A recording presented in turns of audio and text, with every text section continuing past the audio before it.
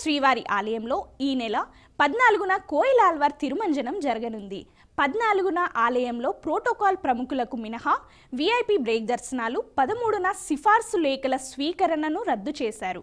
ఈ నెల 17న శ్రీవారి ఆలయంలో సాలకట్ల ఆనివార ఆస్థానం నేపథ్యంలో కోయిలాల్వార్ తిరుమంజనం జరగనుంది.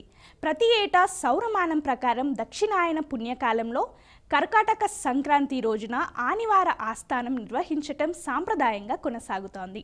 17న సాయంత్రం శ్రీదేవి భూదేవి సమేత మలయప్ప స్వామి పుష్పపల్లకిపై విహరిస్తూ భక్తులకు దర్శనమివ్వనున్నారు.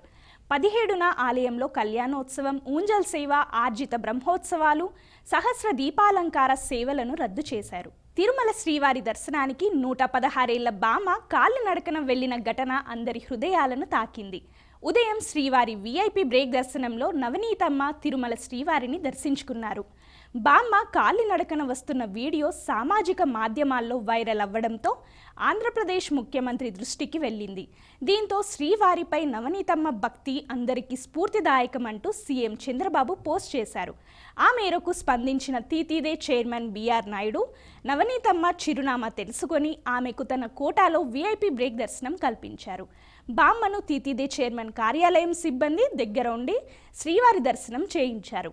అనంతరం ఆమెకు శ్రీవారి తీర్థ ప్రసాదాలు అందజేశారు. నవనీతమ్మకు దర్శన భాగ్యం కల్పించిన చైర్మన్ బిఆర్ నాయుడుకు ఆమె కుటుంబ సభ్యులు కృతజ్ఞతలు తెలిపారు.